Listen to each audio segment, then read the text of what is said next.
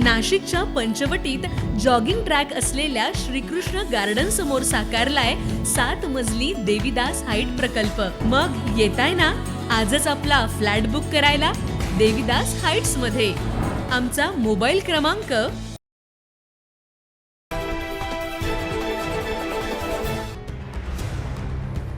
नाशिक शहरातील वाढत्या गुन्हेगारीला आळा घालण्यासाठी नाशिक शहरात पोलिसांनी मोठ्या प्रमाणात गस्ती घालत गुन्हेगार टवाळखोरांवर कडक कारवाईची मोहीम हाती घेतल्याचं पाहायला मिळतं। याच पार्श्वभूमीवर नाशिक रोड पोलीस ठाण्याच्या गुन्हे शोध पथकाचे सहाय्यक पोलीस निरीक्षक सूर्यवंशी, पोलीस हवालदार विशाल पाटील यांना देवी चौक सारा बाजार इथं गस्त करताना एक संशयित याच ठिकाणी चोरीचे सोने विक्री करण्यासाठी आले असल्याची गोपनीय माहिती मिळाली।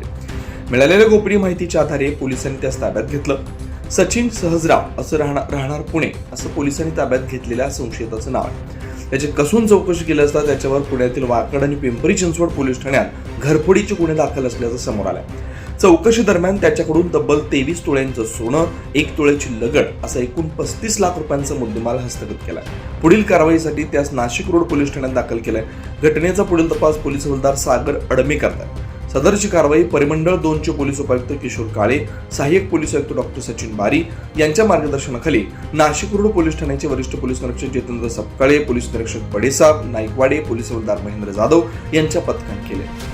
दिनांक 23 मे रोजी आमच्या नाशिक रोड पोलीस स्टेशनचे सिनियर पी.आय. सपकाळे साहेब आणि त्यांच्या अंतर्गत DBचे आमचे जे इंचार्ज आहेत API सुरवीर साहेब आणि त्यांच्या टीमला एक गोपनीय माहिती मिळाली होती। यातला जो आपला आरोपी आहे सचिन भगवान सहजराव हा राहणारा मुळशीचा आहे आणि तो एका ठिकाणी येणार आहे आणि त्याने चोरी केलेली आहे किंवा तो घरफोडीतला आरोपी आहे अशी माहिती मिळाली होती। त्याच्यावरून आम्ही सापळा रचून त्याला जे वाटप केली तर त्याच्याकडून नाशिक रोड पोलीस स्टेशनच्या अभिलेखावरचा एक गुन्हा CR नंबर 318/26 हा उघडकीस आलेला आहे आणि त्याच्यामधलं 10 ग्रॅमची जी सोन्याची लगड आहे ती देखील आम्ही जप्त केलेली आहे। आणि त्या व्यतिरिक्त त्याच्याकडून आणखी फर्दर इंट्रोगेशनमध्ये एक वाकड पोलीस स्टेशन जे पिंपरी चिंचवड आयुक्तालयात आहे त्याच्यामधला एक मोठा गुन्हा उघडकीस आलेला आहे घरफोडीचा, ज्याच्यामध्ये एकूण 23 तोळे सोनं असं एकूण टोटल 24 तोळ्याचं सोनं त्याच्याकडे जप्त झालेलं आहे। त्याच्यामध्ये काही दागिने आहेत आणि त्याच्यामध्ये नाशिक रोडचा तर सध्या ॲज एक गुन्हा आणि बाकी उर्वरित मग पिंपरी चिंचवड पोलीस आयुक्तालयातलाही गुन्हे उघडकीस येतील अशी शक्यता आहे।